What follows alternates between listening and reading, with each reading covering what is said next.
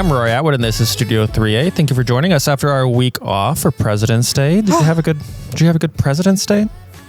We didn't have any actual work off. We weren't even closed. Yeah. Yeah. I worked from home because Kyler was off, but did you have a good President's Day? I guess. I didn't really get any sales or anything.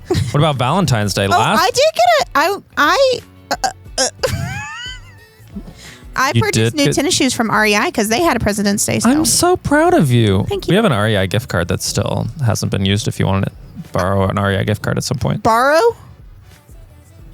I mean, I guess you sound like my brother. My brother growing up, if we both got gift cards for places, but he didn't like the place, he would make me purchase the gift card from him. So if it was like a $15 Bojangles card, I would have to pay him $20 to have it. I was like, 20? That's so rude. Wow, you're getting interest on the gift card.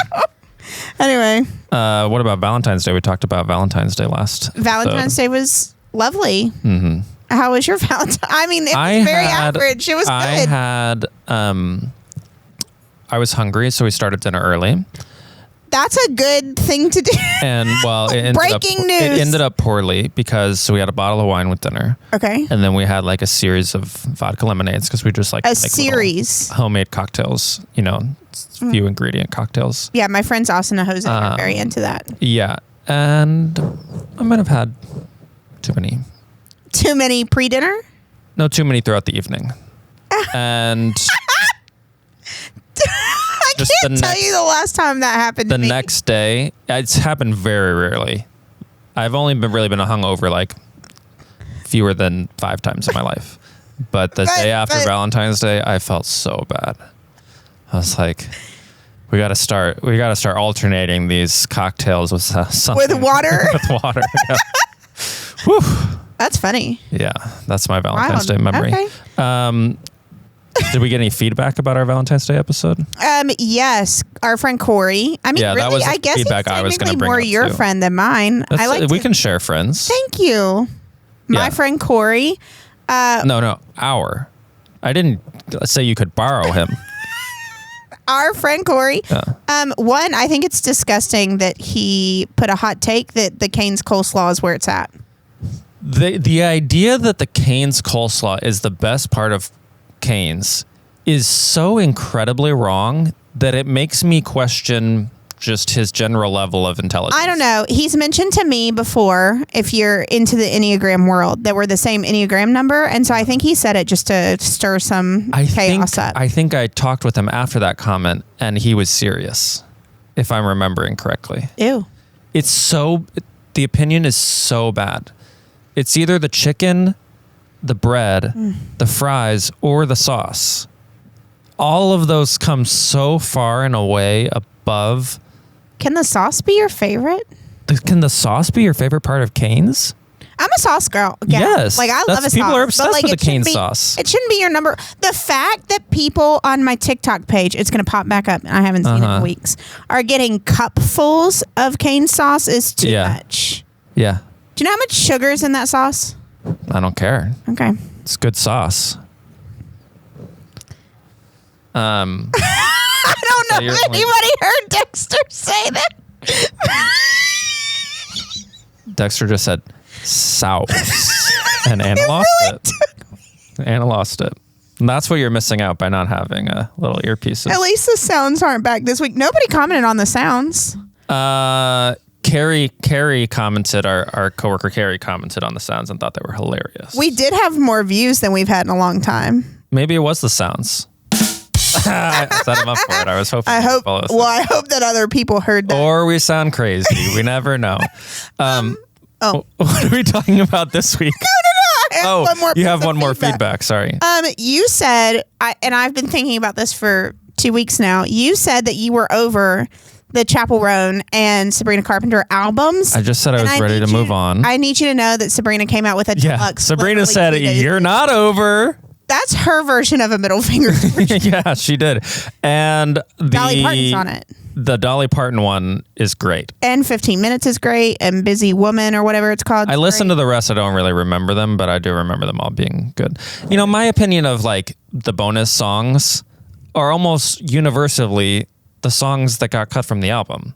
Right. Like, so she just added them back. Right. But so then they're like, if these were good, they would have been on the album the first time. Right. So I don't really get that excited about bonus songs, but bonus duets. You're excited about? Yeah, because that's a little specifically bonus duets. Or if it's going to be different, like some sort of remix. I feel like you made a statement and now you need to back it up. No. Remixes of songs on the album, interesting. New songs that are, 1, not good enough to get on the album, and 2, not good enough to save for your next album, not interesting. I have a hot take. You've heard it. I don't know if I should say it. Yes? I think the Taylor Swift Vault songs are so dumb. I think it's a dumb. They're mostly, yes. They're most. Dexter just told me I'm muted. Dexter's daughter is very in love with Taylor I know. Swift. Well, some of the Vault songs are not good. I also have a theory about the Vault songs that they're not actually from the Vault. They're just songs she wrote recently that fit into the theme. I agree. Don't call it a Vault. Unless the 10-minute all too well version slaps. I agree. I'll take that one. Okay, thank you. We're talking this week about work-life culture. Work-life balance. Work-life balance. I just combined this week's and next week's work-life balance. Yeah. And you had a little question you wanted to ask about. Yeah. Work-life balance. I mean, if you're like not under a rock, you know that the show Severance is out. Mm-hmm. Severance, directed by Ben Stiller. I almost said starring, which is why I had to say the whole thing. Mm-hmm. Directed by Ben Stiller, starring Adam Scott. Mm-hmm. Is that his name? Yes. Thank you. Is phenomenal. Mm-hmm. Kyler and I watched it 3 years ago when it came out before it was popular. Mm-hmm. And so we've been on the edge of our seats for season 2 for 3 years. My friend tweeted recently, this was before I quit Twitter. He tweeted that, he was like, wait, y'all waited 3 years after that for that episode. Finale to watch the next one? 3 years. He had just watched. We're OG fans. Yeah. So we talk about Severance a lot. And if you don't know what it is, the concept is that people undergo a procedure called being severed. Yeah, severance. The severance procedure. Thank you. I was like, the name of the show. Wording today. Yeah.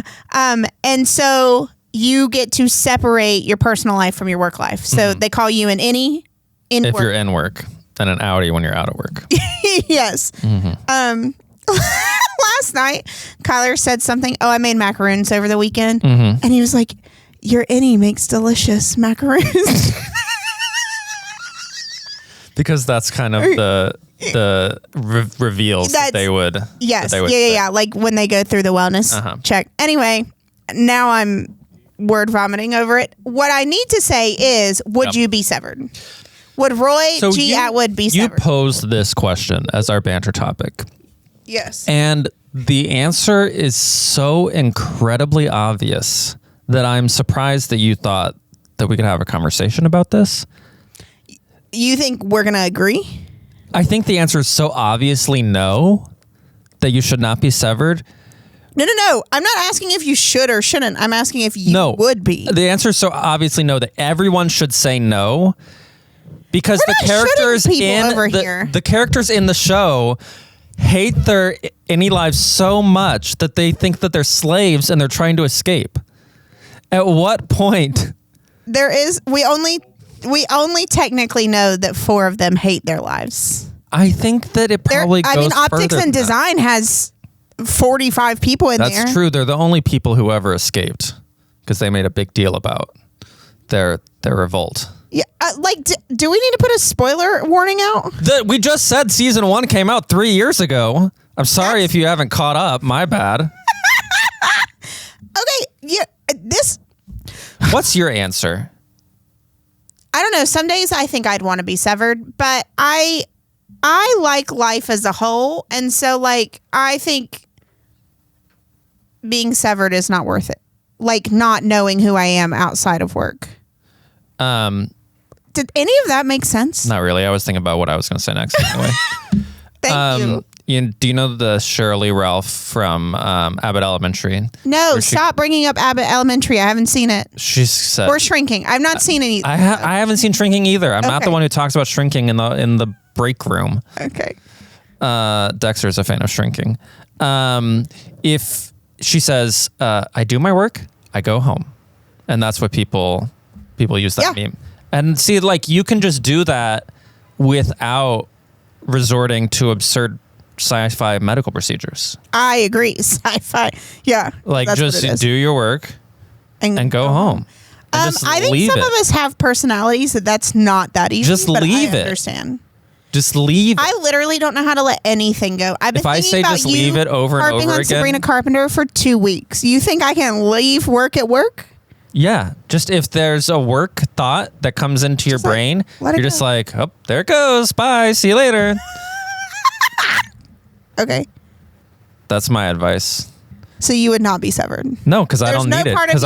Because I'm a mature person who can do proper severance myself in my only life. Okay. Didn't I Naturally sound so mature severed. in that? Yeah. All right. Well, our video of the week is what it would be like if we were severed. I know we're not supposed to talk about this, but running. If like my Audi is cool. Audi? Wait, are you talking about your belly button? Don't act stupid, okay? Who I am. They're always four walls. Out there, I kind of think of myself as someone who listens to Charlie, rides on the back of motorcycles of young men from Silver Lake. I hate motorcycles. This version of me does. Stick it to the man. I feel like Baird. Who? Caroline, we're in our apartment. That's my favorite part. We're in our apartment. Just based on looks. You girls are so beautiful.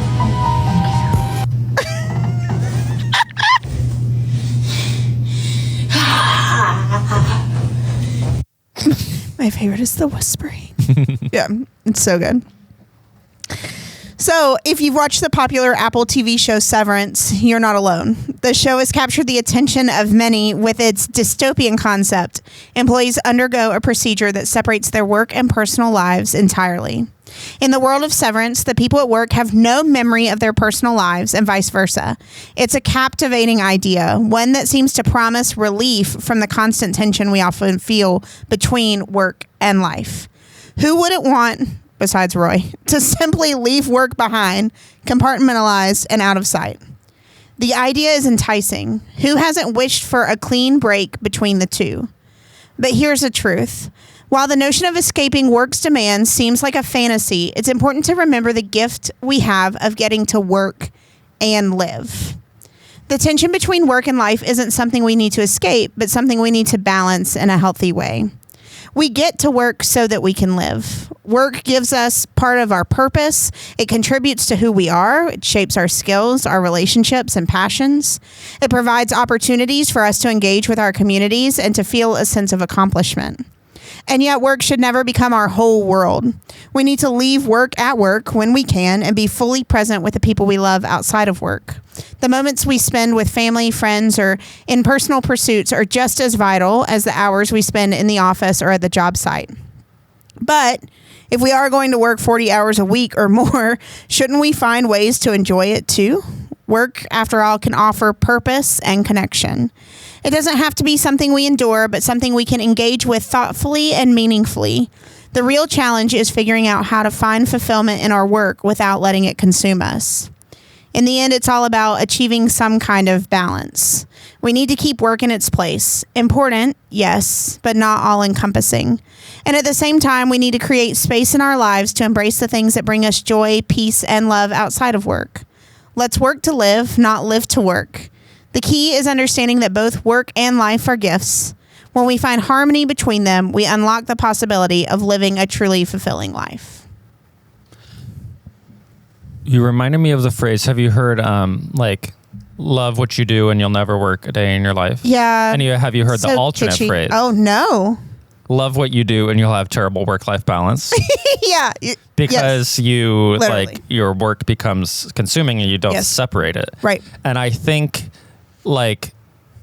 so my instinctual reaction is to emotionally distance myself from work, to be if you don't get that invested, then you don't have to take it home with it. Yeah.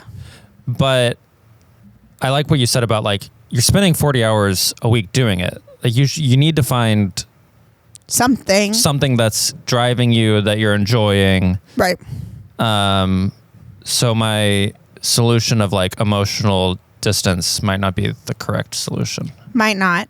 I just think I had a really hard time writing this because people talk a lot about work-life balance, and like I know a lot of people joke that like it would be great if they never had to work, and like even sometimes I'm like, oh, wouldn't it be nice to just like do nothing? But I think what's so cool about work, regardless of where you are, like when I was at TJ Maxx, I worked at TJ Maxx for 4 years, amazing job. I like learned about like how, like I learned how to do things I don't know how to do. I don't know, like, yeah. And I got to hang out with people that I wouldn't hang out with outside of work.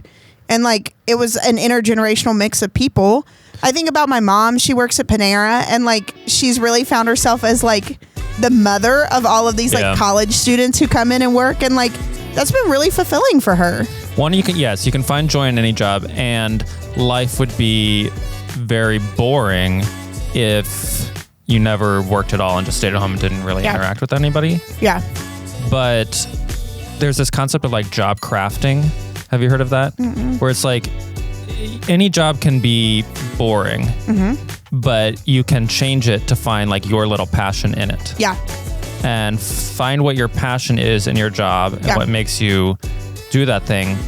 But also know, I think people have this mistaken idea of like jobs should be fun and exciting. Yeah. And what I say is like, there's a reason they have to pay you to do it. Right. And there's a reason you're doing it 40 plus hours a week, right? Like, right. Like nothing is going to be fun or exciting that long. And if they like, you shouldn't, I don't know what I'm trying to say, but like the fact that people pay you to do it is a sign that it's not like, well, it's not something you're opting into. Correct. Yeah. You're doing it to get something out of it. Yeah. So that you can do fun things. Yeah. So for our friends who are watching, I hope that you remember that work is not your whole life, and it is some of your life. So like, find something good in it. I want to know what's the least amount of money you could be paid to do your job. That's the messages that I want to know. I want to know what like brings them joy at the job. So answer either of our questions. Yeah. Maybe we'll have an argument over it later. Thank you, everybody. We'll see you next week.